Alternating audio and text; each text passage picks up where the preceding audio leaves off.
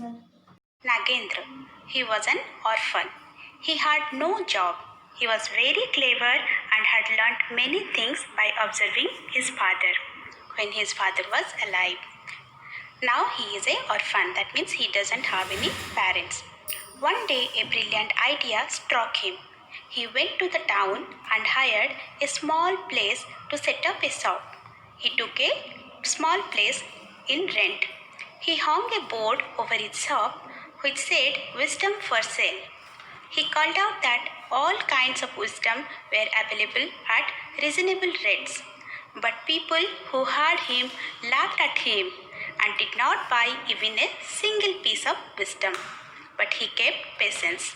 One day, Babu, the son of Gupta, a rich merchant, means businessman, passed by Nagendra's shop. He heard Nagendra's shouts. Babu was a foolish boy. He did not know the meaning of wisdom. So he thought it was a vegetable or a food or something like that. So he asked Nagendra what it would cost for kg. Nagendra replied that he did not sell wisdom by weight, but he sold it by quality. So Babu put down a nickel coin and asked Nagendra to give him a nickel's worth of wisdom. Then Nagendra wrote in a piece of paper the idea that it is not wise to stand and watch two people fighting on a piece of paper and gave it to Babu. Babu went home and showed his father what he had bought for a nickel coin. His father scolded him for wasting money on a useless thing. He went to Nagendra, scolded him and demanded his money back for the that he said that you are cheating my son, so you have to give the money back. He even threatened to call the police. So Nagendra said he would return the money if Gupta gave back his wisdom. Gupta threw the scrap of paper at him and asked him to give back the money. But Nagendra said it was only a piece of paper and not the advice he had given to Babu. He told Gupta that if he signed a document to the effect that his son would never use his advice and that he would stand and watch people fighting, then only he would return the money. So Gupta even did so and went back. The king of that land had two queens. There was a rivalry, that means enmity between them. Their maids also hated each other. One day, the two maids went to the same shop and wanted to buy the same pumpkin. A quarrel started and it became very fierce. Babu, who wanted to honor the contract, who had to obey that contract, that agreement, he went there and stood watching the quarrel. The two maids saw him and each of them asked him to be her witness. The maids went back to the palace and reported the matter to their queens, to their mistresses. The queens complained to the king.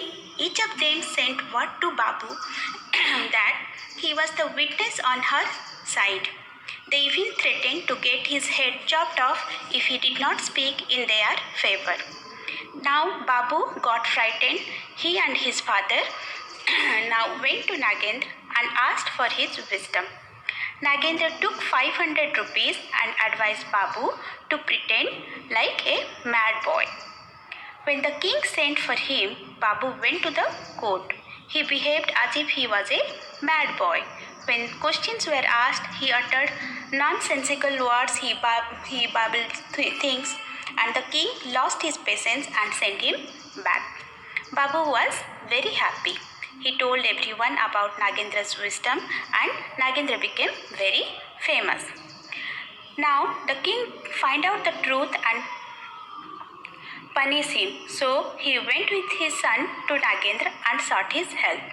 Nagendra took another 500 rupees from them and he advised Babu to go to the king when he is in a good mood and tell him the truth. Babu found the king in a happy mood and told him everything. The king laughed and forgave him. The king, who came to know about Nagendra, sent for him and asked him if he had any wisdom to sell to the king. Now, Nagendra even replied that he had plenty of wisdom and would sell it to the king for 100,000 rupees. The king paid him the money. Nagendra wrote on a paper, he think deeply, and he wrote, think deeply before you do anything, and gave it to the king. The king got the advice, embroidered it on his pillow, and also engraved on his cups and plates. After a few months, the king fell ill. The minister and one of the queens had been planning to kill the king. They bribed the doctor and asked him to poison the king's medicine. The doctor also mixed some poison in the medicine and brought it to the king in a golden cup.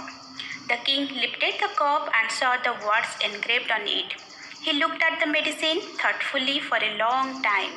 The doctor felt nervous because he was in front of that. So he thought that the king had come to know of his betrayalness. So he understood that he is betraying the king and it is known by the king. So he fell at the king's feet and begged for mercy. The king, who came to know about the conspiracy, he banished the doctor and awarded death sentence to the minister and his queen. He realized that Nagendra's advice had saved his life. He made Nagendra his minister and honored him with a lot of wealth. So this is the gist of the story. Now we'll learn about the glossary words. That is, first is weird means strange. Storm means rushed in very fast. Errant, a short journey to get something for somebody. Furious means very angry. Babbled, to talk quickly or in a way that it is difficult to understand. Wisdom means experience and knowledge. Banish means send somebody out of the country as a punishment. Persuade means convince. Feign means pretend. Children will do the question answers even